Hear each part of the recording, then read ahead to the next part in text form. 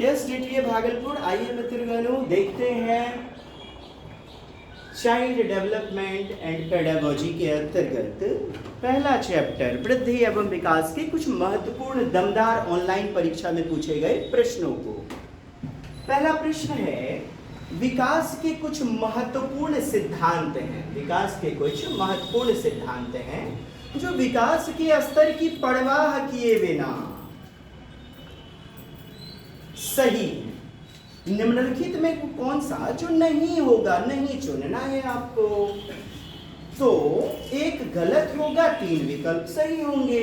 विकासात्मक आधार वह है जो एक पूर्वानुमान, देखिए ना, भविष्यवादी का सिद्धांत, प्रेडिक्शन थ्योरी, भविष्यवादी का सिद्धांत।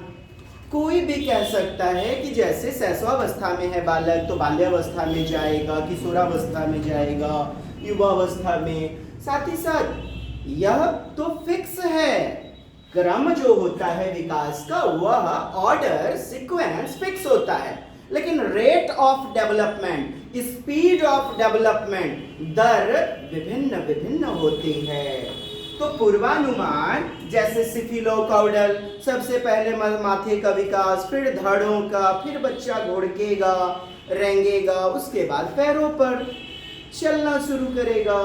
या आपका बात करें प्रॉक्सिमोडिस्टल थ्योरी, तो मस्तकाधोमुखी और केंद्राभिमुख अर्थात सेंटर टू आउटवर्ड्स डायरेक्शन। तो पूर्वानुमान कुछ हद तक लगाया जाता है किसका, विकास का। ये सही है। बच्चे विभिन्न दरों पर यानी कि रेट ऑफ डेवलपमेंट, स्पीड अलग अलग होते हैं, विभिन्न दरों पर विकसित होते हैं। जी हाँ, एक 5 साल का बच्चा, 2 5 साल के बच्चे हैं, एगो ले लीजिए अपना नकी, एगो ले लीजिए रजवा, दोनों का भाषाई विकास, मानसिक विकास क्या समान होता है? तो दर विभिन्न दरों पर पाए जाते हैं। यह भी सही बात बोला।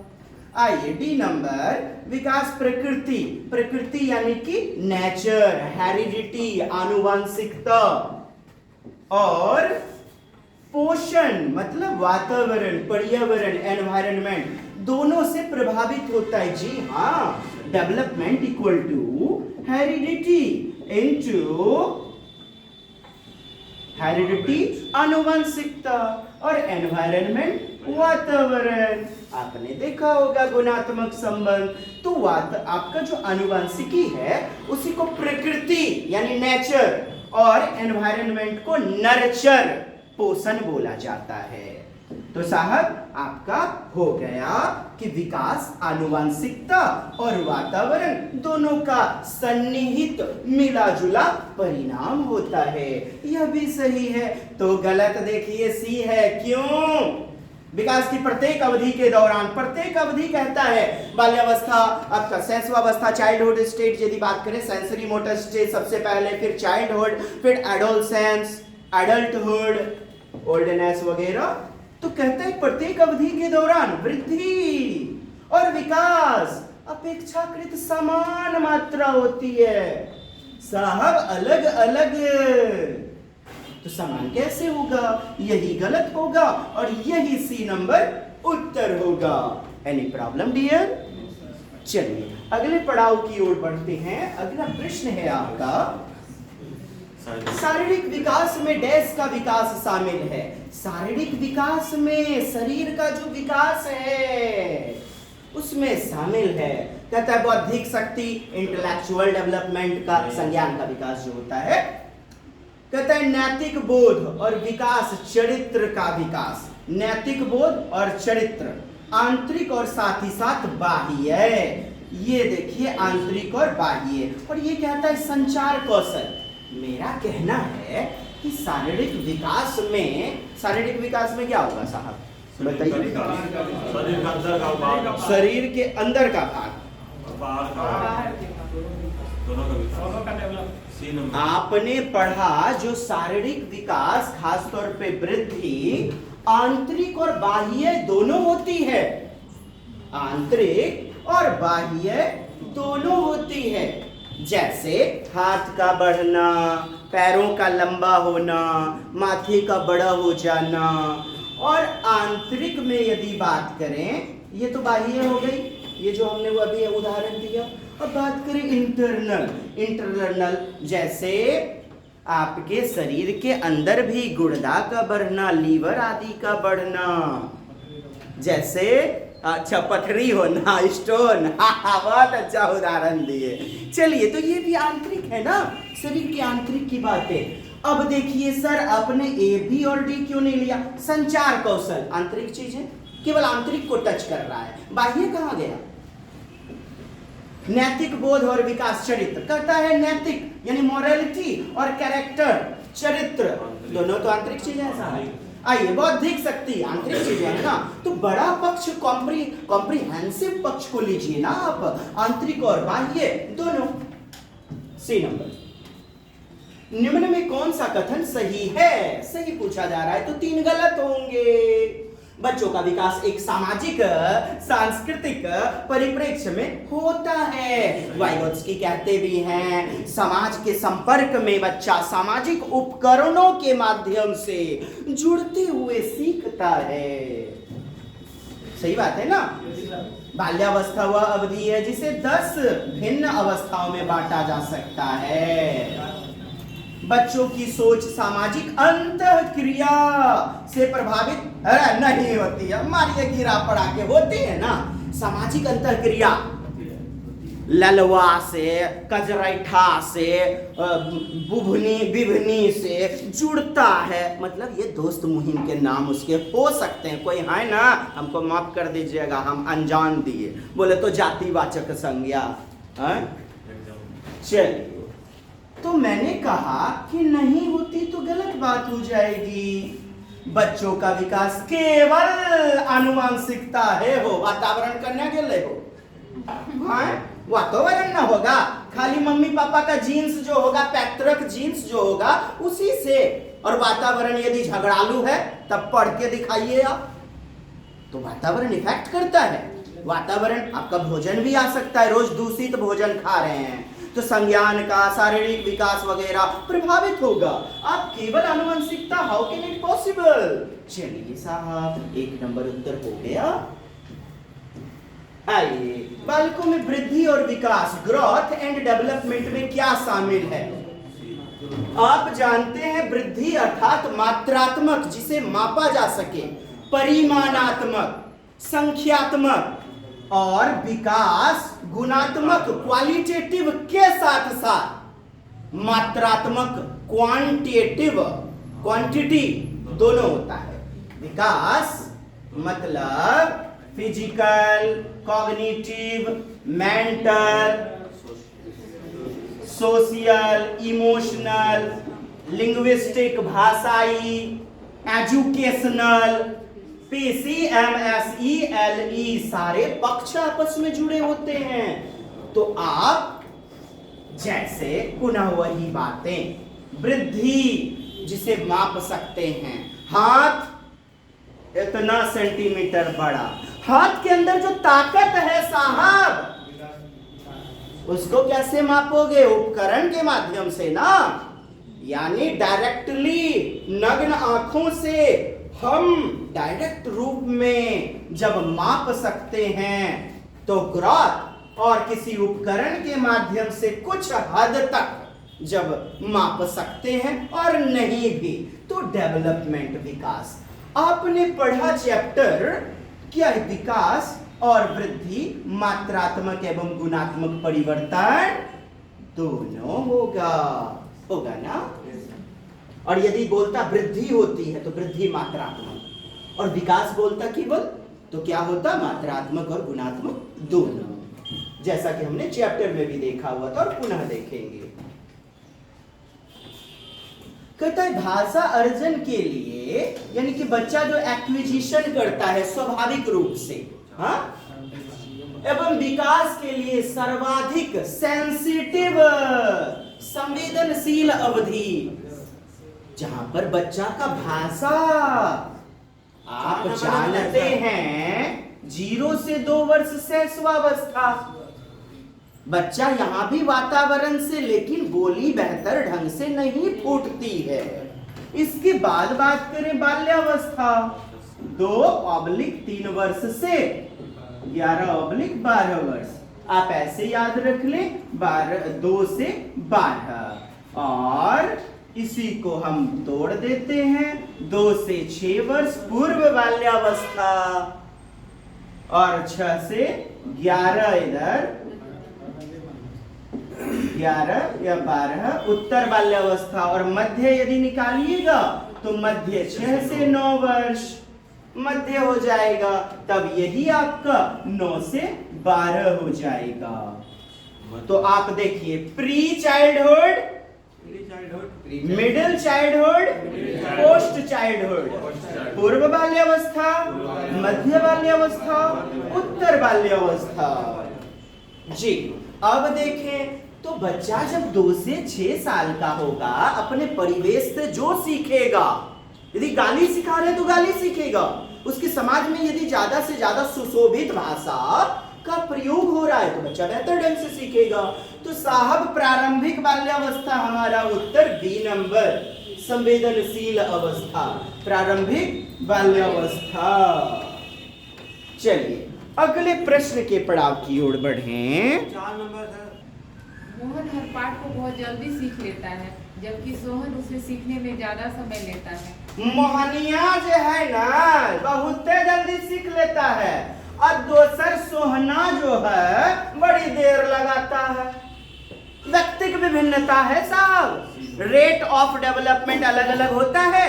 अभी तो उदाहरण दिया 5 वर्ष के 2 बालक, दोनों की बुद्धि लब्धि अलग अलग, रूप रंग व्यवहार अलग अलग। यही तो इंडिविजुअल डिफरेंस या इंडिविजुअलिटी या व्यक्तिक विभिन्नता, व्यक्तिक वैविध्यपूर्णता, क्या बोला हमने, बोलिए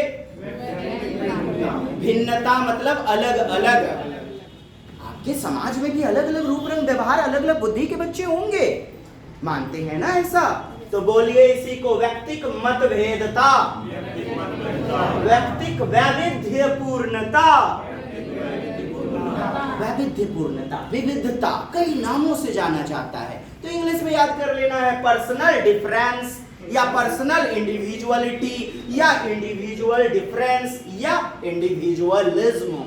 इंडिविजुअलिज्म तो अलग अलग दर। 3 नंबर, आगे बढ़ जाऊं ना, मैं तो बढ़ गया।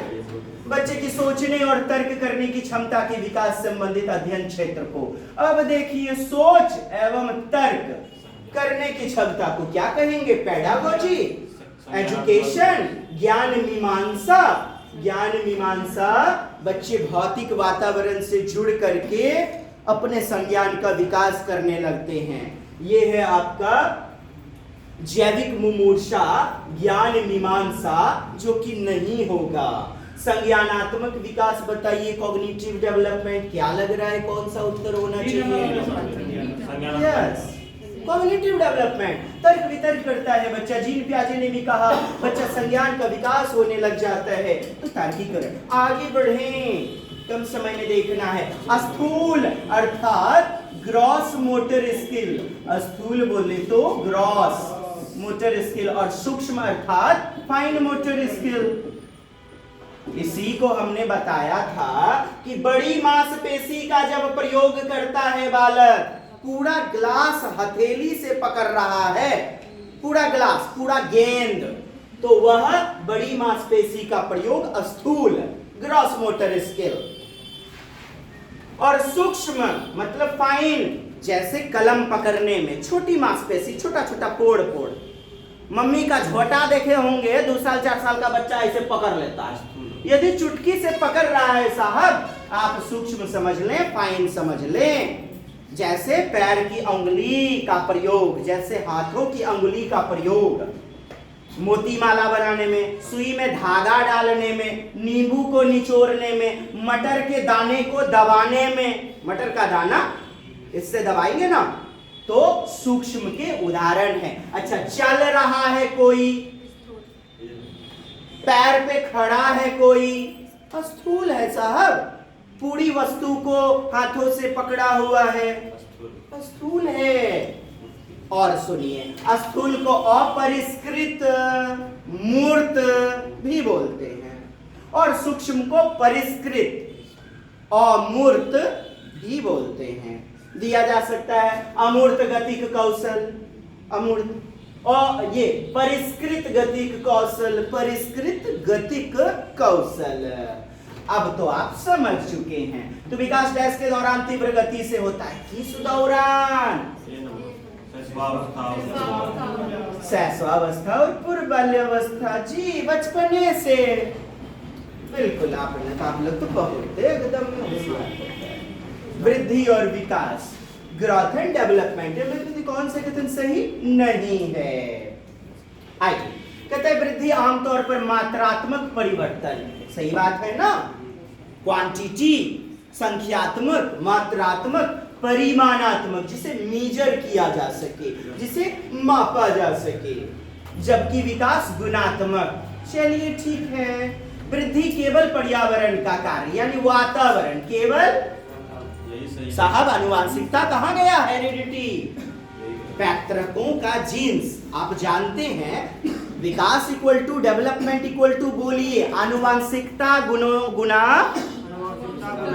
वातावरण, प्रकृति गुना पोषण। हेलो, गुना बोला, कभी योगात्मक रहे, योगात्मक, ठिठक जाइए, गलत बोल रहा है। गुणात्मक संबंध होता है प्रकृति और पोषण में। आइए, यही गलत है और यही हमारा उत्तर होगा। बाकी देखिए, वृद्धि जीव के आंतरिक और आनुवांशिक कारकों से निर्धारित होता है। जीव के आंतरिक और आनुवांशिक कारकों से निर्धारित होता है। परिपक्वता, मैच्योरिटी प्राप्त होने पर वृद्धि की प्रक्रिया रुक जाती है। आप जानते हैं वृद्धि जो है एक निश्चित समय तक होती है, लंबाई, लंबा होना, तो एक निश्चित समय तक। बातें हैं सही, ठीक। अब देखिए, कहता है वृद्धि जीव के आंतरिक, ये जो डेवलप, ये ग्रोथ जो है ना, आंतरिक और आनुवांशिक कारकों से निर्धारित होता है। अब ये विकल्प बोल क्या रहा है इसको समझिए। और ये वृद्धि इसको भी समझना है। वृद्धि केवल पर्यावरण का एक कार्य है। वृद्धि और विकास दो चीजें हैं। अब देखें, आप समझिएगा, वृद्धि आनुवांशिकता से प्राप्त होती है मुख्यतया। जैसे कोई बालक लंबा होगा, कितना लंबा? पिताजी, दादाजी, पैतृक जीन्स, जेनेटिक्स, हेरिडिटी, तो उस हिसाब से बोले तो वृद्धि मुख्यतया पैतृक जीन्स, आनुवांशिकता, जो कि बाह्य चीज है, मुख्य रूप से बाह्य। इन्हीं क्वेश्चनों के लिए आपके नोट्स में बताया था, वृद्धि आंतरिक और मूल रूप से बाह्य होती है। जनरली, सामान्यतः बाह्य, हाथ पैर का लंबा होना, माथे का बड़ा होना, पेट का ढलकिया हो जाना, आंखों की पुतली का रंग, बालों का रंग, आनुवांशिकता के कारण होता है। अब देखेंगे वृद्धि केवल पर्यावरण, तो माता पिता पर्यावरण के ही तो घटक हैं, यानी बाह्य चीजें हैं। तो अब यह स्टेटमेंट आपको लग रहा होगा सही, लेकिन डी नंबर तो देख लें। वृद्धि जीव के आंतरिक, कहता है आंतरिक और आनुवांशिक कारक मतलब बाह्य से निर्धारित होती है। अब बताइए क्या होगा? जी भी तो सही है। जी भी सही है। चलिए, बड़ी खुशी की बात, आपका उत्तर बी नंबर। कन्फ्यूजिया जाते हैं, कहता है आंतरिक और आनुवांशिक मतलब बाह्य, दोनों मिल गया। चलिए, सही बात है। अब बी नंबर कहता है वृद्धि केवल पर्यावरण, आनुवांशिकता कहाँ गया? इसीलिए वो गलत है। यही गलत है, यही उत्तर है, यही गलत है और यही उत्तर है आपका बी नंबर। यहाँ नहीं बोला जा रहा है, इसीलिए कन्फ्यूजिया है। गलत है, वही सही होगा। कौन खुजाइए अपन। चलिए आइए, बहुत दमदार प्रश्न आपके ऑनलाइन में खूब तहलका मचाया। आनुवांशिक विन्यास पूर्व निर्धारित रूप से प्रकट होने की प्रक्रिया डैश कहलाती है।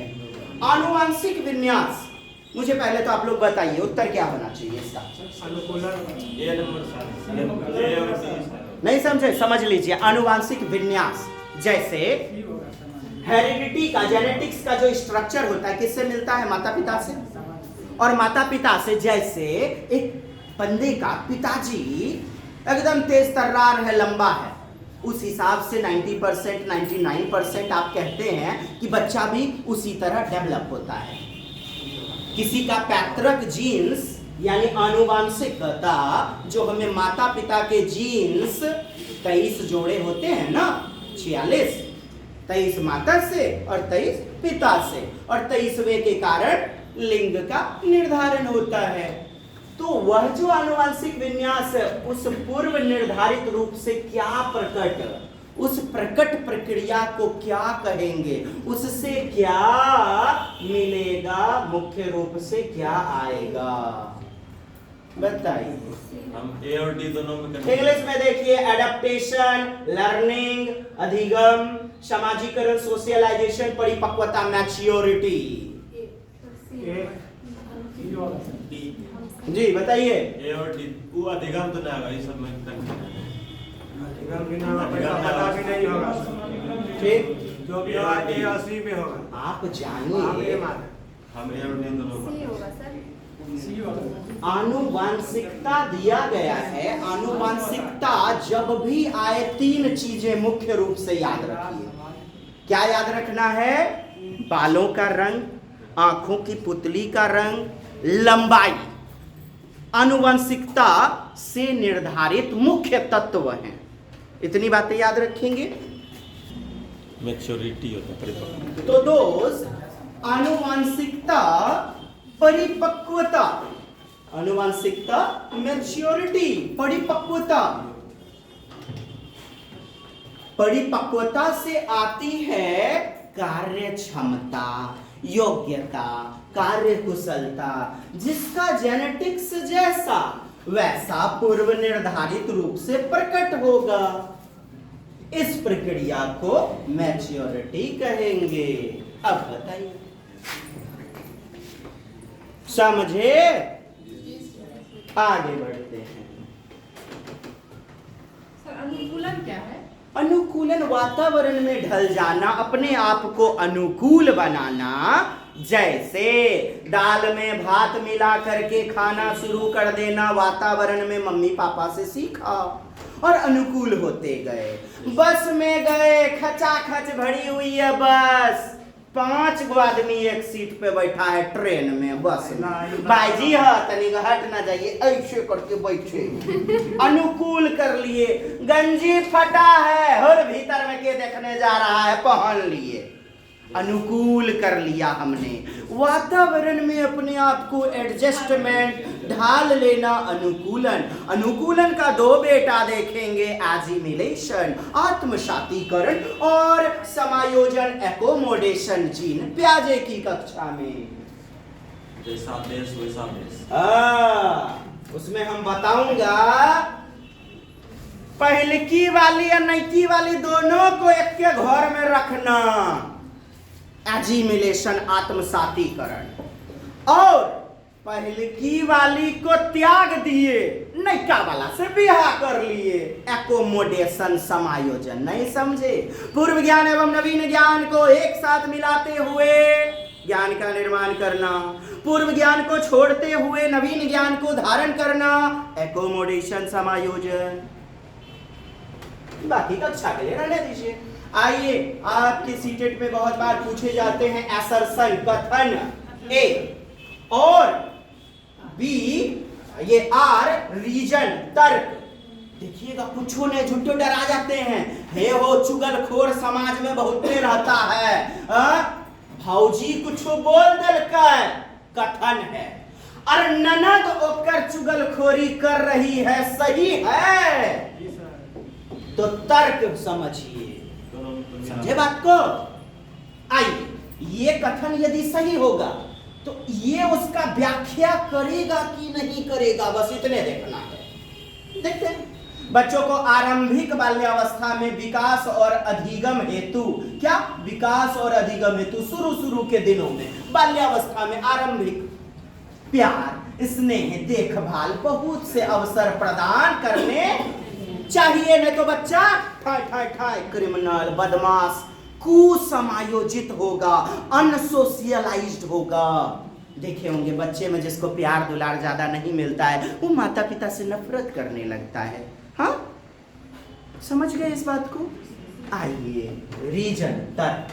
गंभीर रूप से वंचित बाल्यावस्था, यानी शुरू में बच्चे को दुलार प्यार नहीं मिला, वंचित रखा गया, उसके परिणाम को बाद के वर्षों में बदलना आसान नहीं होता है। जबकि कहता है होता है, कह रहा है होता है।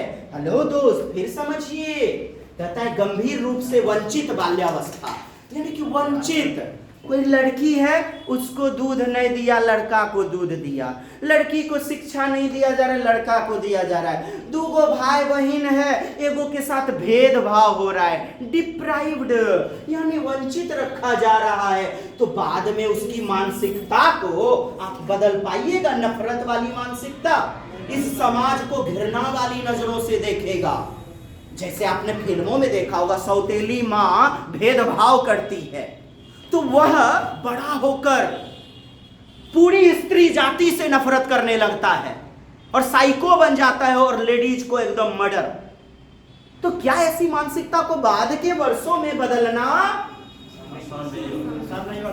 आप क्वेश्चन समझे? कैसा लगा समझाया? अच्छा लगा कि बहुत अच्छा लगा? तो गलत हो गया यह। इसके बारे में व्याख्या तो किया लेकिन गलत बात बोल दिया, इसीलिए केवल ए सही है। आगे सुनिए, याद कर लीजिए, 1 नंबर विकल्प में मिलेगा ए और आर दोनों सही हैं। हेलो, ए और आर दोनों सही हैं। ए की व्याख्या करता है आर, रीजन असर्शन की व्याख्या करता है। क्या मिलेगा? ए और आर दोनों सही हैं। आर जो है रीजन सही व्याख्या करता है ए की। पहला विकल्प में ऐसे दिया जाता है। दूसरा विकल्प में ए और आर दोनों सही हैं लेकिन सही व्याख्या नहीं है ए की। क्या? दोनों सही हैं लेकिन आर सही व्याख्या नहीं है, रीजन सही व्याख्या नहीं है। किसकी? ए की। ए और आर दोनों सही हैं लेकिन रीजन ए के बारे में सही व्याख्या नहीं करता। अब देखिएगा, रीजन आपका सही है कि गलत है? रूप से वंचित बाल्यावस्था के परिणाम के बाद वर्षों में बदलना बहुत आसान होता है। गलत ना है? सी, ए सही है और आर गलत है। देखिएगा, समझिएगा, झूठ मूठ का डर जाते, कुछ नहीं है, तुरंत समझिएगा। जीजाजी आइस, हमरा बारे में कुछ बोल दीस और कोई हमरा बारे में चुगलखोरी करके लुतनी लार दिया, हम जीजाजी को एक्सप्लेन करते हैं, तर्क देते हैं। नहीं जीजाजी नहीं समझे, उजारती है मेरे से, नाक बिथरी है, हम एकदम खूब रूपवान है, एकदम टुभकिया है, ये ली तोरा चुगली लारा। बस यही असर्शन यानी स्टेटमेंट और रीजन में देखना है। बस आज से डरिएगा ऐसे प्रश्नों से नहीं ना। GTA Bhagalpur is here, oh my dear, don't fear. Yes, चलिए सी नंबर, ए और आर कहता है दोनों गलत हैं। तो आपको याद हो गया होगा, सी में क्या मिलता है? ए सही आर गलत। सी में क्या मिलता है? ए सही आर गलत। और डी में क्या मिलता है? दोनों गलत। बस इसको पढ़ने की भी आवश्यकता नहीं है लेकिन एग्जाम में देख जरूर लेना है। हाँ, मैं ऑनलाइन वाले सारे प्रश्नों को करवा दूंगा दोस्त, उत्तर मिल गया, आगे बढ़ जाइए। अब केकरो समझाइयो सकते हैं कि है हो सर, ये तो सर समझाए थे, शुरू में प्यार दुलार नहीं देवो तो बच्चा जो है ना कुसमायोजित होगा, नफरत करने लगेगा दुनिया से, समाज से। हाँ, निम्नलिखित में कौन सा एक सतत प्रक्रिया नहीं है, कंटिन्यूअस निरंतर रूप में चलता है विकास, और वृद्धि एक समय जाकर के रुक जाती है। तो कहता है सतत प्रक्रिया नहीं है, कहता है प्रेरणा, अधिगम, विकास, वृद्धि। रुक जाइए, झूठा गलत सलत उत्तर देते हैं। आप लोग बताइए तो, आप लोग डी, हम तो बी नंबर करते हैं।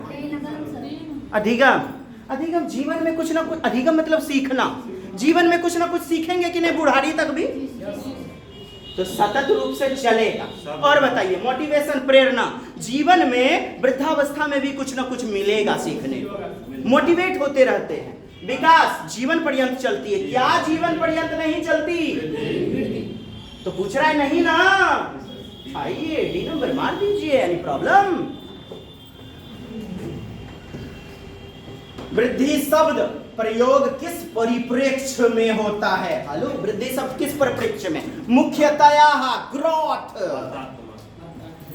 यस, मात्रात्मक हो, मात्रात्मक एवं यह दोनों ना होगा हो। मैडम जी, जी सर जी, यस सर, यही होगा, यस एब्सोल्युटली राइट, एक नंबर। चूंकि विकास रहता तब ना दोनों मात्रात्मक एवं जो है गुणात्मक वाली बातें, सिर्फ विकास रहता तो भी दोनों होता सर, तब दोनों होता यदि विकास रहता तो। सिंगल वृद्धि है, सिंगल वृद्धि है, चूंकि हमने बताया मूलतया शरीर का हाथ पैर लंबाई आदि का बढ़ना ना मुख्यतया, हालांकि आंतरिक भी होता है, लेकिन मुख्य रूप से जिसे मापा जा सकता है इंची से, फीता से, सूता से।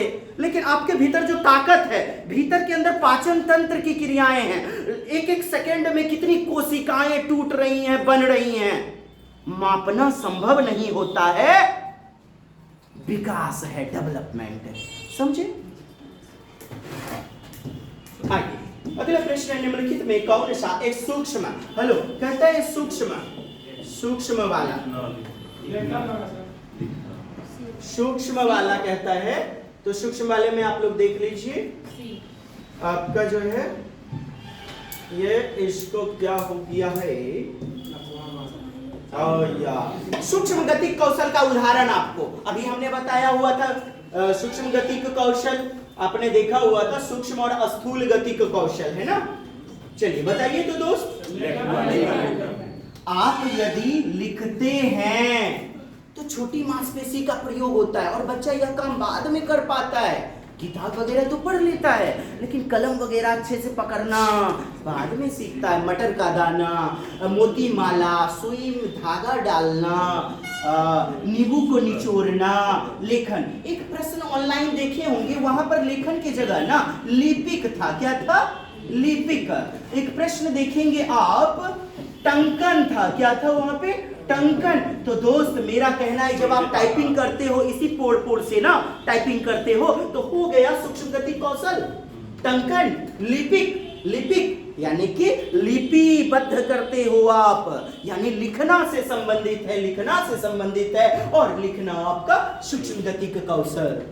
2018 से आपकी सेवा में केवल CTET, no bank, no SSC, no railway. इसीलिए समझ है विकसित कि आपको बताना है कैसे बेहतरीन रिजल्ट बनेंगे, कैसे 129 रिजल्ट इसलिए दे पाए आप लोगों की दुआ के दम पे, अपना कोई अभिमान नहीं। कारण बस यही, कहां से प्रश्न आ रहे हैं बारीक नजर बनाए रखते हैं। चलिए दोस्त आगे बढ़ा जाए। अच्छा, बाकी सब जो है ना आपके स्थूल गति कौशल हो जाएंगे। स्थूल, कूदना, चलना, चढ़ाई, सिंपल बातें। एक बच्चा जो शारीरिक रूप से कमजोर है, उसका भावनात्मक, अफेक्टिव मोटर स्किल, सोशल और मानसिक विकास भी निम्न स्तर का है। हेलो, कहता है शरीरों से छह एकदम मरलहबा, तो भावात्मक, सामाजिक और मानसिक भी निम्न स्तर का, यानी लुसुर लुसुर छह शरीर, तो सभ्य होकर भीतर को पाठ जो है ना सभ्य लुसुर लुसुर। अंतर संबंध, ये केकरा से जुड़ल बाटे हो? अंतर संबंध का सिद्धांत बताइए। यानी विकास के सारे पक्ष आपस में जुड़े होते हैं। को रिलेटेड, इंटरलिंक्ड, अंतः संबंधित, सह संबंधित, अन्योन्यान्य क्रियान्वित, गुथे हुए होते। क्या होते हैं? एक स्टेटमेंट दिया गया था ऑनलाइन में, विकास के सारे पक्ष आपस में गुथे हुए होते हैं, अंतः संबंधित होते हैं, अंतः संबंधित। देखिएगा, अब समझिएगा। शरीर एकदम 2 महीना से दस्त हो रहा है, उल्टी, पोटी, लूज मोशन, और शरीर एकदम मिरमिरा गया, तो देखिएगा संज्ञान चिड़चिड़ा हो जाता है। नहीं खेबे तो बोल चोनी है, पैसा नहीं। समाज के लोग भी धीरे धीरे आना बंद कर देते हैं, सामाजिक स्तर भी गड़बड़ हो जाता है। जैसे कोरोना यदि किसी को हो गया तो समाज के भी लोगों से जुड़ना बंद हो जाता है, तो एक शरीर और सब विकास का स्तर निम्न, गड़बड़ आ गया। अब समझ में आई बात? आगे शीर्षगामी, हेलो, शीर्षगामी सिद्धांत विकास के किस क्षेत्र पर लागू होता है? शीर्षगामी, कुछ समझ में आई बात? सिफिलोकौडल, सिफिलोकौडल, सबसे पहले माथे का विकास, सबसे पहले माथे का, फिर बच्चा कंधा वगैरह उचकाना सीख लेता है, हाथों से काम, फिर धड़ों पर बैठना शुरू। बच्चे का जब जन्म होता है, दिमाग लगाइएगा, सोचिएगा, सबसे पहले जब जन्म होता है, एक शिशु आंखों के सामने आ गया दृष्टि पटल पर, यस, सबसे पहले माथा वगैरह हिला पाता है। देखिएगा, हाथ नहीं हिला पाता है, धीरे धीरे चल के फिर हाथ हिलाएगा, फिर और बड़ा होगा, 4-5 महीना 6 महीना का, कमर पे बैठ जाएगा, देखिएगा, धड़ पर बैठ गया, फिर उसके बाद घुड़कना शुरू करेगा और अंत में पैरों पर खड़ा हो जाएगा, चलना शुरू करेगा, ठुमक ठुमक। तो सिर से धड़ की ओर, सिर से पूंछ की ओर, मस्तकाधोमुखी सिफिलोकौडल सिद्धांत अर्थात शीर्षगामी सिद्धांत, गामक विकास। बहुत अच्छा, गामक विकास जो कि आपके मूल रूप से क्रियाओं पर आधारित होता है। संवेदी गामक क्रिया, अंगों, संवेदी गामक अंगों की क्रिया से, भाषा विकास नहीं, संज्ञानात्मक नहीं, नैतिक भी नहीं, ये सभी आंतरिक चीजें हैं, और गामक आपका शारीरिक से है, और शरीर शीर्षगामी इसी प्रकार चलता है, सिफिलोकौडल, मस्तक से पैर की ओर। बालक का चित्रण मानसिकता में आया ना, तुरंत पैर पे खड़ा हो जाता है क्या? सबसे पहले माथा, धड़ वगैरह, कमर पे बैठना, गुड़कना, तब पैर पर खड़ा होना, यही तो शीर्षगामी है। आगे देखेंगे प्रॉक्सिमोडिस्टल, क्या देखेंगे? सेंटर टू आउटवर्ड्स, उसे शीर्षगामी यानी केंद्र से बाह्य, ये आपका प्रॉक्सिमोडिस्टल जो होगा, दूसरा वाला केंद्र से बाह्य, यहां पर ताकत, फिर उसके बाद अन्य अन्य भाग में, पहले जंघा, फिर अन्य अन्य भाग में ताकत, पहले नाभि, फिर चक्राकार घूमते घूमते अन्य भागों में। और आपने देखा होगा गर्भ में माता के नाल से उसकी नाभि जुड़ी रहती, यानी कि सेंटर, तब आउटवर्ड्स एक्सटर्नल में विकास होता है। कैसा साहब? चक्राकार, और वृद्धि कैसी? रैखिक, विकास चक्राकार और वृद्धि रैखिक, लीनियर, और ये सर्कुलर विकास स्पाइरल। शीर्षगामी सिद्धांत विकास के किस क्षेत्र पर लागू होता है? गामक, गामक को आप कहेंगे मोटर डेवलपमेंट, मोटर डेवलपमेंट या अंग संचालन वाला डेवलपमेंट। तो कौन सा विकास का सिद्धांत है? या एक ही गति से आगे नहीं बढ़ता, या एक ही गति से आगे नहीं बढ़ता। आप मुझे बताइए मैडम जी, सही है कि गलत है? आप बताइए। यह एक असतत प्रक्रिया है। असतत का मतलब जो सतत नहीं हो, कंटिन्यूअस, डिसकंटिन्यूअस हो। यह स्टेटमेंट गलत। यह प्रक्रियाएं परस्पर जुड़ी नहीं है। परस्पर जुड़ी हुई, हेलो, अंतर संबंधित होती हैं, जुड़ी कैसे नहीं होती हैं? यह हमेशा रैखिक होता है, हमेशा। अभी तो बताया हमने, एक नंबर। क्यों बता दीजिए मुकेश साहब? एक ही गति से आगे, हेलो, विभिन्न गति, विकास की दर सब में अलग अलग, तो एक ही गति से नहीं चलती। यह सिद्धांत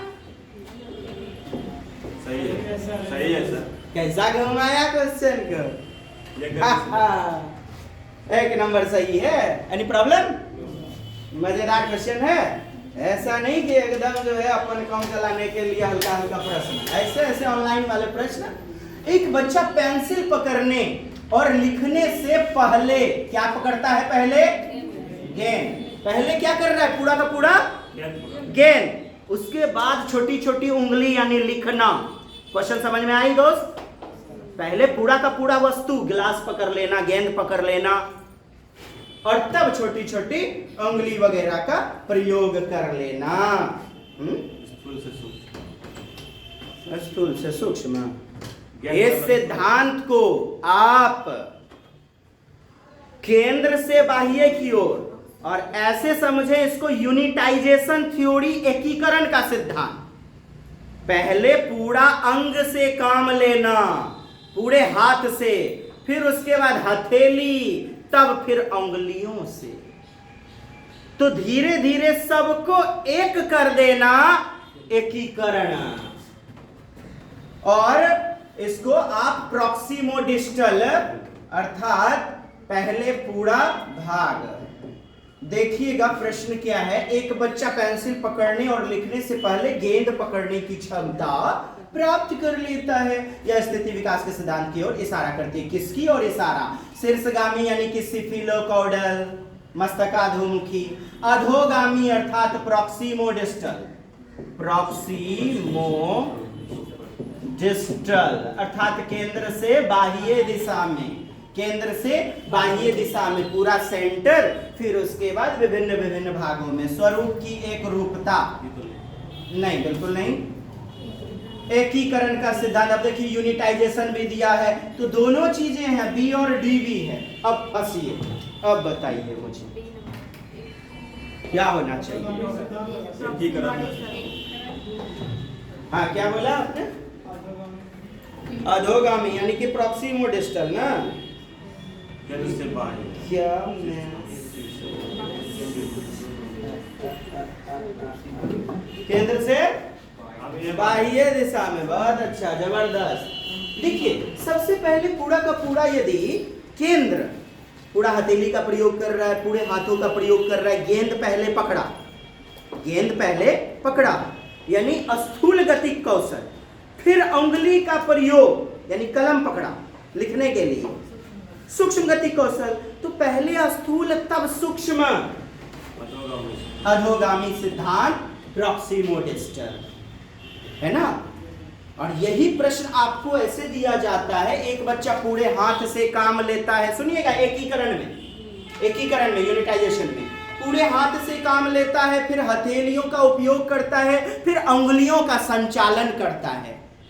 एकीकरण अर्थात धीरे धीरे सबको एक कर रहा है, एक करते हुए कार्य कर रहा है। इसी में आप एक प्रश्न देखेंगे, सुनिएगा। एक बच्चा पहले अपनी संवेग को चीखता चिल्लाता हुआ प्रदर्शित करता है, उसके कुछ साल बाद फिर बच्चा स्कूल जाता है, इस बार वह कंधों को उचका करके संवेग दिखाता है, चिल्लाता नहीं। तो उसने अपनी शारीरिक गतिविधियों को एकीकरण किया और विभिन्न विभिन्न दरों पर। तो विभिन्नता और एकीकरण, एक प्रश्न आपको मिलेगा। तो खैर यहां आपने समझा प्रॉक्सिमोडिस्टल, जिसको कहते हैं अधोगामी या केंद्र से बाह्य दिशा में केंद्राभिमुख। जब से सुनीता ने चलना शुरू किया, क्या कर दिया? चलना शुरू, स्थूल गतिक कौशल। वह जब भी संगीत सुनती है नृत्य करना शुरू कर देती है। जब वह नृत्य करती है उसके माता पिता ताली बजाते हैं और टीवी कार्यक्रम में नृत्य कर रहे बच्चों की नकल करने के लिए कहते हैं। नकल करना माने दोहराना। शुरू में बच्चे माता पिता की आवाज को दोहराते हैं, सुनते हैं। अच्छा, नृत्य अच्छी तरह से करना सीख लिया। उदाहरण विकास के किस सिद्धांत की ओर दर्शाता है? तो विकास आनुवंशिक और परिवेश के बीच अंतर क्रिया का परिणाम है। विकास और निरंतर प्रक्रिया, अनिरंतर, ये तो गलत हो जाएगा। विकास पूर्ण रूप से अप्रत्याशित यानी अनुमान नहीं लगाया सकते। सुन लीजिए, फिर मैंने बताया शुरू में भविष्यवादी, प्रेडिक्शन, कथनीयता मतलब प्रत्याशित, और अ का मतलब जो प्रेडिक्शन न किया जा सके, जबकि विकास का कुछ हद तक भविष्यवादी किया जा सकता है, प्रत्याशित किया जा सकता है। यहाँ अ लग गया कि पूरी तरह प्रत्याशित नहीं है, अप्रत्याशित है, अनप्रेडिक्टेबल है, अतः यह भी कुछ हद तक मतलब अनुमान लगा सकते हैं। विकास पूर्ण रूप से आनुवांशिकता ने केवल कहता है आनुवांशिकता, पूरी तरह एंटायरली। गलत। साहब वातावरण कहाँ गया? आपका उत्तर 1 नंबर। आनुवंशिकता और परिवेश के बीच अंतःक्रिया, मिला जुला स्वरूप, बिल्कुल 1 नंबर। विकास डैश से डैश की ओर। आपने विकास के सिद्धांत को जाना। एक भ्रूण की आकृति गर्भ में, चाहे बकरी का पठवा हो भ्रूण या गेहूं के बिचड़ो हो, पहली आकृति कैसी? सरल सामान्य, उसके बाद झोटा निकलेगा, माथा वगैरह सारी चीजें निकलेंगी, पैर वगैरह डेवलप होगा, जटिल आकृति बन जाएगी। कैसी आकृति? तो आप जटिल को विशिष्ट कह सकते हैं, सामान्य से विशिष्ट, सरल से कठिन। आई किस विकल्प में है? जटिल कठोर। कहता है जटिल से कठोर, यह विकल्प। इधर की लाइन बताइए। गलत है, बड़ी खुशी की बात। विशिष्ट से सामान्य, विशिष्ट से पहले बच्चा विशिष्ट रहता है साहब, पहले तो सामान्य तब ना विशिष्ट। सरल आसान दोनों तो एक ही चीज है। डी नंबर आपका उत्तर हो जाएगा, डी नंबर। समझ में आई बातें? सरलता से जटिलता की ओर, सिंपल टू स्पेसिफिक, मूर्त से अमूर्त की ओर जाती है। चलिए डी नंबर आपका विकल्प हो गया। Any problem? चलिए प्रश्न 21 है आपके पास। कहता है मानव विकास का सही क्रम, तो सबसे पहले शैशवावस्था, फिर बाल्यावस्था, किशोरावस्था और वयस्कता, एडल्टहुड। तो सेंसरी मोटर स्टेज, फिर आपका चाइल्डहुड, एडोलसेंस और फिर एडल्टहुड। बी नंबर, इसमें तो दिक्कत ही नहीं होगी। एक छात्र जोखिम भरा व्यवहार करता है जिससे उसे नुकसान हो सकता है, इसके अलावा उसने आपराधिक व्यवहार, क्रिमिनल बदमाश वाला, सिगरेट पीता है, शराब ड्रग्स का प्रयोग करता है। जी स्टेनले हॉल ने पुस्तक लिखी एडोलसेंस, कहा किशोरावस्था संवेग, तूफान एवं संघर्ष की जटिल अवस्था होती है। यह किस अवस्था की बात है? स्टेनले हॉल, किशोरावस्था। आगे बढ़िएगा, 2 से 6 वर्ष बताया हमने, प्रारंभिक बाल्यावस्था चर्चा कर चुके हैं। निम्नलिखित में कौन सा बच्चों में विकास के प्रमुख चरणों में एक नहीं है? कहता है चरण में एक नहीं है, कहता है प्रमुख चरण में। आपने क्या देखा? मुख्य 4 चरण होते हैं। नहीं, बात करें सबसे पहले आपका, देखिए गर्भावस्था यदि बात करें, शैशवावस्था, किशोरावस्था और क्या? 4 गो नहीं हुआ? गर्भावस्था, शैशवावस्था, बाल्यावस्था, किशोरावस्था। ये हमें 6 से मुख्यतया ना 14 वर्ष के बच्चों के बालकों का अध्ययन, जैसा कि आरटी 2009 और अभी नई शिक्षा नीति में 3 से 18 वर्ष के बालक निःशुल्क शिक्षा। अच्छा, इसी आरटी में दिव्यांग रहता है तो 6 से 18 वर्ष। तो आपका क्या नहीं होगा? प्रमुख कह रहा है, होता तो यह भी है लेकिन प्रमुख रूप से एडल्टहुड नहीं होता है। वही 18 से 25 वर्ष आप माने, यही हमारा उत्तर हो जाएगा। नहीं, आइए प्रश्न संख्या 25 होगा ना। 11 साल के बच्चे के लिए कौन सा कथन सही नहीं है? समूह में देखिए 11 साल का बच्चा कहने का मतलब बाल्यावस्था की उम्र है, चाइल्डहुड। तो बच्चे की इस अवस्था को समूह की आयु कहते हैं, गैंग एज। बच्चा क्रिकेट, लुका छिपी, खो खो, कबड्डी, बुढ़िया कबड्डी, धुर नहीं छोर कबड्डी, हाँ छोर कबड्डी, छुड़िया कबड्डी खेले हैं नहीं? हाँ पिट्टो खेले होंगे, अष्टाचंगा पे।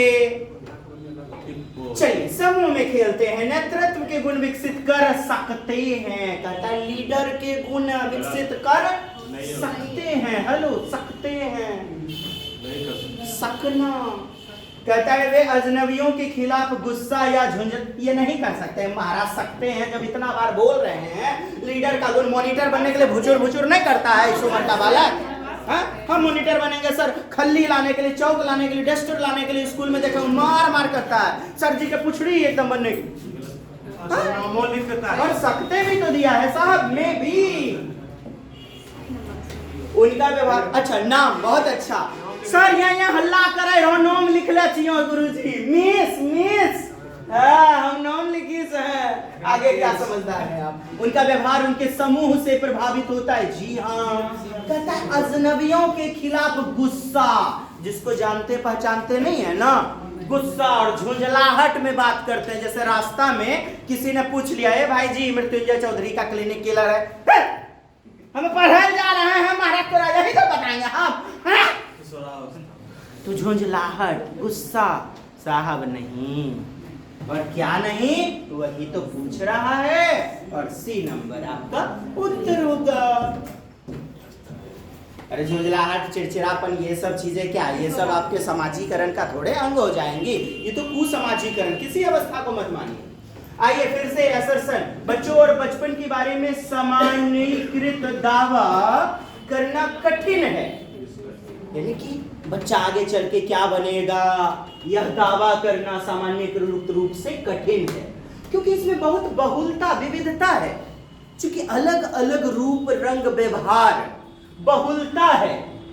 तर्क, रीजन, सुन लिए ना, बड़की माँ कुछ बोलिस, अब देखिएगा भौर भौजैया होकर चुगली पुतहिया ने करती है कि नहीं करती है। तर्क, बचपन एक सामाजिक सांस्कृतिक संकल्पना है। तो बचपन न सामाजिक सांस्कृत यानी समाज से, संस्कृति से घिरा रहता है, संकल्पित रहता है, कंसेप्चुअल कॉन्सेप्ट रहता है। सही बात है, सही विकल्प चुनिए। आइए, कहता है बच्चों और बचपन के बारे में सामान्यीकृत दावा करना कठिन है क्योंकि इसमें बहुलता पाई जाती है। आप मुझे बताइए, दावा कर सकते हैं पूरी तरह से?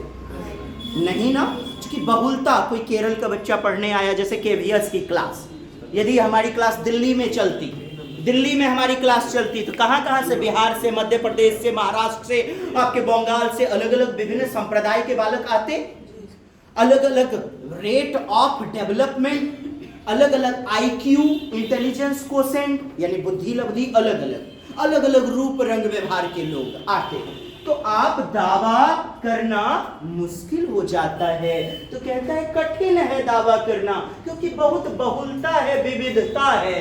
यह बात सही है। यस, सही है कि नहीं है? ठीक। और समाज संस्कृति की संकल्पना है, समाज से, संस्कृति से जुड़ा हुआ है। हाँ, यहाँ भी बचपन, हेलो, और यहाँ भी बचपन, दोनों एक दूसरे की व्याख्या, मतलब दोनों एक दूसरे से जुड़ा हुआ है और दोनों ही सही है। असर्शन और रीजन दोनों ही सही है मैडम जी। और आर जो है सही व्याख्या करता है एक ही, यानी आर सही व्याख्या करता है एक ही। Any problem? अब बताइए, कोई दिक्कत समझने में? पासवर्ड कुछ कुछ शब्द भी लड़ा सकते हैं 90% केसेज में। लेकिन सर हम मान लियो बी मार दो। ए और आर दोनों सही है, लेकिन आर सही व्याख्या नहीं है एक ही। देखिएगा, बचपन एक सामाजिक सांस्कृतिक संकल्पना है। ये जो बहुलता है, ये जो विविधता है, कहाँ? आपके समाज से ही ना है कि कहीं अंतरिक्ष से, समाज से, संस्कृति से। फिर समझिए, बच्चों और बचपन, यहाँ क्या दिया है? बचपन। और यहां भी रीजन में क्या दिया है? बचपन। रीजन में भी क्या दिया है? बचपन। तो अब मुझे बताइए कृपया, इसमें भी वही बातें, इसमें भी वही बातें, तो क्या ये व्याख्या नहीं करता है? सही कर रहा है, ये होगा। अब मुझे बताइए, क्या मार दूं आपके अनुसार? ए। बड़ी खुशी की बात है, आगे बढ़े। गत्यात्मक, हेलो, साइकोमोटर यानी कि क्रिया करने वाला, गति, गति, वही मोटर वाला, मोटर। जैसे गामक आपने देखा ना, गामक, वही है गत्यात्मक। और संज्ञानात्मक, कॉग्निटिव, विकास डैश से होता है, कहता है बाल्यावस्था तक किशोरावस्था की व्यस्तता संपूर्ण जीवन काल। संपूर्ण जीवन। डी डैश गुणसूत्रों की संख्या से हम अपनी मां से प्राप्त करते हैं। चुप रहिएगा, ऑप्शन देखिए और मुझे उत्तर बताइए। नहीं रुकिए, कृपया रुकिए, उंगली मुझे चाहिए। ऐसे ऐसे एक उंगली फोड़िएगा तो एक, दो उंगली तो दो, तीन तो तीन, चार तो चार। जी मैडम। सर आप बोले थे 23 जोड़े। मुझे नहीं पता, मुझे नहीं पता। I don't know, I don't know, I don't know. आप मुझे बताइए, उंगली तो दिखाइए पहले। समझाने का काम मेरा है। पांचों सब्जेक्ट डीटीए भागलपुर तोड़ मरोड़ के इतना बेहतरीन समझाएगा। ऐसा नहीं कि हमारी फी 2000, 3000, 4000 और 21,000, वो नहीं। मेन है करियर, पैसा तो आना जाना है। कुछ लोग क्या करते हैं, इतना निम्न स्तर में पढ़ा देते हैं, अब पता चला आगे डंडी कहाँ मराया पता ही नहीं। चुप रहिए, मैंने कहा उंगली दिखाना है ना, खबरदार, दूसरों को मौका चाहिए ना। मैडम उंगली, दो आंख फोड़िएगा मेरा। चलिए ठीक, आप मैडम जी। हाँ नहीं, मुंह से नहीं सर। देखिए, अशाब्दिक प्रयोग करना है। क्या करना है? अशाब्दिक, शाब्दिक नहीं। आपको मिलेगा सीडीपी में शाब्दिक दंड देना और शाब्दिक दंड देना, है ना जी। एक नंबर, बहुत अच्छा। हाँ मैडम, यही तो कन्फ्यूजियाबे के रूपा लेती है डीटीए भागलपुर। ए वाले सुपर सुपर सही है सर, सही है। एक नंबर ये होगा। नहीं है।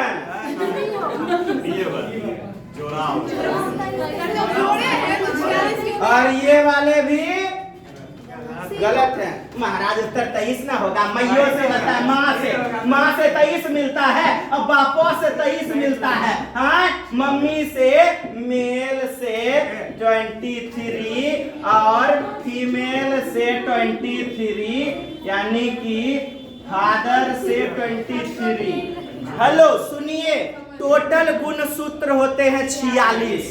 माता से 23, मैयो से कहते 23 और बाबूजी से कहते 23, 22 तक। अच्छा, मम्मी X क्रोमोसोम और पिता X और Y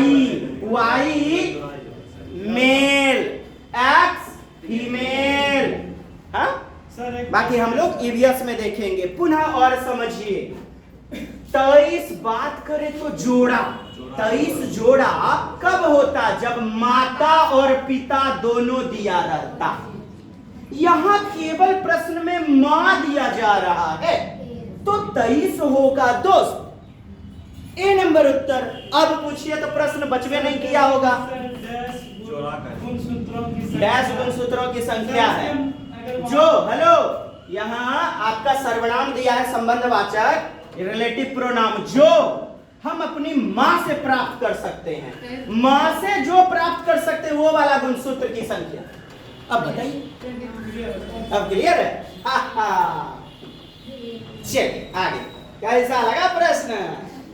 निम्नलिखित में बोलते हैं अच्छा लगा कि बहुत अच्छा। स्थूल गतिक कौशल के उपयोग का एक उदाहरण। हेलो, स्थूल गतिक कौशल, आइए, आ गया आपका फाइन मोटर स्किल, छोटी मांसपेशी का प्रयोग। तुरंत दिमाग में लिखना, चुटकी से एकदम सुइया वगैरह पकड़ना, चुटकी से मटर का दाना वगैरह पकड़, तुरंत स्थूल है। ये तो स्थूल गतिक कौशल है ना, सूक्ष्म थोड़े है। स्थूल में होगा बड़ी मांसपेशी का प्रयोग। हम भी बुद्धू आदमी को और बुद्धू बनाने जा रहे हैं। चलिए बताइएगा। मटर का दाना सूक्ष्म, पुस्तक का पन्ना, पलटिए तो चुटकी का प्रयोग कीजिए तो पलटिए तो पुस्तक का पन्ना। मैडम पलटिए ना, हम ही पलट दूं। हाँ, ऐ देखिए गति का प्रयोग कर रहे हैं तो सूक्ष्म हो जाएगा ना मैडम। स्थूल का उदाहरण ये वाला नहीं है। आइए पेंसिल पकड़ना, पकड़ के दिखाइए तो सूक्ष्म, तो स्थूल नहीं है। अब देखिए, एक पैर पर संतुलन बनाना या पैर पर चलना, तो उदाहरण क्या हो जाएगा? स्थूल का, ग्रॉस मोटर स्किल का। यस, आगे। निम्नलिखित में कौन एजुकेशनल साइकोलॉजिस्ट, शैक्षिक मनोविज्ञान की सर्वाधिक व्यक्तिपरक विधि है? यानी सर्वाधिक व्यक्तिपरक विधि शैक्षिक का मूलतया बाह्य दर्शन यानी कि बाह्य रूप में देखना, आत्मनिरीक्षण करना, सेल्फ रूप में आत्मनिरीक्षण अवलोकन करना, देखना, प्रयोग करना, एक्सपेरिमेंट करना। अब देखिए व्यक्ति परक विधि इंडिविजुअल रूप में मेथड। अब मुझे बताइए क्या होगा उत्तर? आत्मनिरीक्षण हुआ है। शैक्षिक मनोविज्ञान की सर्वाधिक व्यक्ति परक विधि। व्यक्ति परक मतलब अरे व्यक्ति से जुड़ा हुआ, इंडिविजुअल जुड़ा हुआ, व्यक्ति परक मतलब इंडिविजुअल जुड़ा हुआ। जब आपसे केवल जुड़ा हुआ है तो व्यक्ति परक माने इंडिविजुअल, आप खुद आत्मनिरीक्षण। यस पकड़ लिए, आप खुद तो आप ही के बारे में तो बोल रहा है। बाह्य दर्शन अवलोकन आप कहेंगे तब तो फिर देखने वाली बात है, प्रयोग तो बाद में आता है साहब। पहले तो आप देखते हैं किसी चीज को, तब ना आप एक्सपेरिमेंट करते हैं, चिंतन करते हैं। तो आत्मनिरीक्षण करना और मनोवैज्ञानिक खुद से क्या करते हैं? निरीक्षण। जैसे पागलखाने, कांके पाड़े, रांची, एक साइकोलॉजिस्ट निरीक्षण करता है, सेल्फ रूप में निरीक्षण, है ना? तो ये बातें होती हैं साहब व्यक्ति पर आत्मनिरीक्षण। और आपका उत्तर बी नंबर। Any problem? आसान था ना? बात इतनी सी है, व्यक्ति परक यानी कि इंडिविजुअली, सामूहिक नहीं, सामूहिक नहीं, व्यक्ति पर, व्यक्ति आप खुद पर्सनली। तो आत्म। अब बताइए कैसी लगी?